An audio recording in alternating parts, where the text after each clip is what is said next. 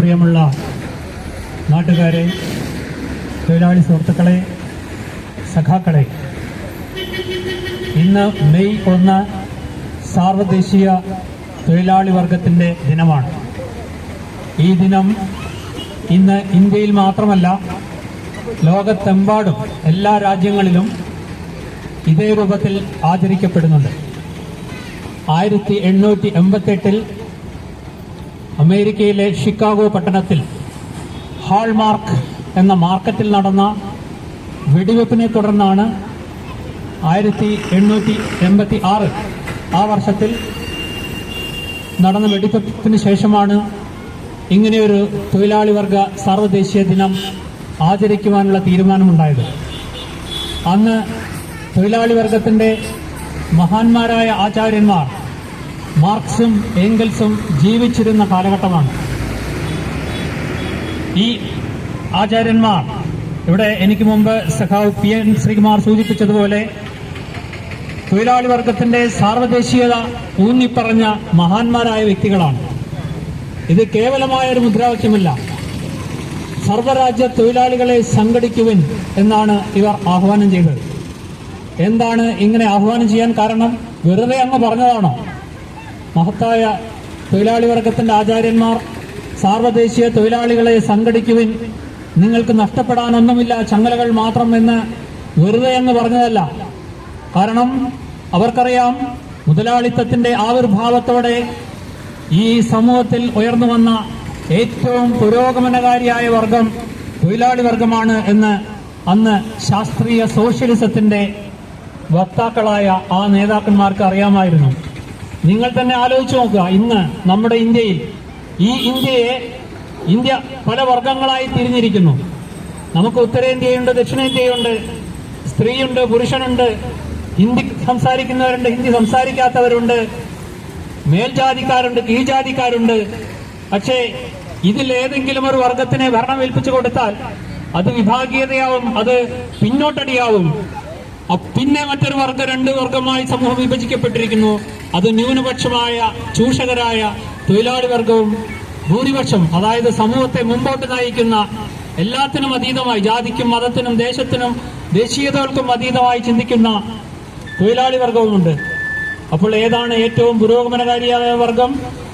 സമൂഹത്തെ മുമ്പോട്ട് നയിക്കുന്ന, സ്വന്തം അധ്വാനം വിട്ട് സമൂഹത്തെ മുമ്പോട്ട് പോകാൻ സഹായിക്കുന്ന വർഗമായ തൊഴിലാളി വർഗം തന്നെയാണ് ഈ സമൂഹത്തെ മുമ്പോട്ട് നയിക്കേണ്ടത് എന്ന സുചിന്തിതമായ അഭിപ്രായം കാൾ മാർക്സും ഏംഗൽസും മുമ്പോട്ട് വയ്ക്കുകയുണ്ടായി. അതിന്റെ അടിസ്ഥാനത്തിലാണ് സർവ്വരാജ്യ തൊഴിലാളികളെ സംഘടിക്കൂ എന്ന മുദ്രാവാക്യം ഉയർത്തിയത്. അവർ ജീവിച്ചിരുന്ന കാലത്ത് തന്നെ ഷിക്കാഗോയിൽ 8 മണിക്കൂർ തൊഴിൽ, 8 മണിക്കൂർ വിനോദം, 8 മണിക്കൂർ വിശ്രമം എന്നീ മുദ്രാവാക്യം ഉയർത്തിക്കൊണ്ട് ഷിക്കാഗോയിൽ പ്രകടനം നടന്നു. ആ പ്രകടനത്തിന്റെയും തുടർന്നുണ്ടായ വെടിവെപ്പിന്റെയും ഓർമ്മയായി സാർവദേശീയ തൊഴിലാളി വർഗ ദിനം ആചരിക്കപ്പെടുന്നു. അത് ആ തൊഴിലാളി വർഗ ആചാര്യന്മാർക്ക് കാണുവാനുള്ള ഭാഗ്യമുണ്ടായി. അവരുടെ സ്വപ്നങ്ങൾക്കനുസരിച്ചാണ്, അവരുടെ ദർശനങ്ങൾക്കനുസരിച്ചാണ് 1917 സോവിയറ്റ് യൂണിയനിൽ വിപ്ലവം നടന്നത്. ആ സമൂഹത്തിൽ തൊഴിലാളികൾക്കും സ്ത്രീകൾക്കുമെല്ലാം എന്ത് സംഭവിച്ചു? അവർ സമൂഹത്തിലെ ഏറ്റവും ഉന്നതമായ ഒരു വർഗമായും സമൂഹത്തെ മുമ്പോട്ട് നയിക്കുന്ന ഒരു വർഗമായി മാറി. ആ സമൂഹം പുരോഗതിയിലേക്ക് നയിച്ചു. പിന്നീട് ഉള്ളിൽ നിന്നുള്ള അന്തഛിദ്രങ്ങൾ കാരണം, അല്ലെങ്കിൽ കുത്തിത്തിരിപ്പുകൾ കാരണം ആ ഭരണകൂടം ഇല്ലാതായെങ്കിലും ആ ഭരണകൂടം നൽകിയ സംഭാവനകൾ നമുക്ക് ഒരിക്കലും മറക്കാവുന്നതല്ല.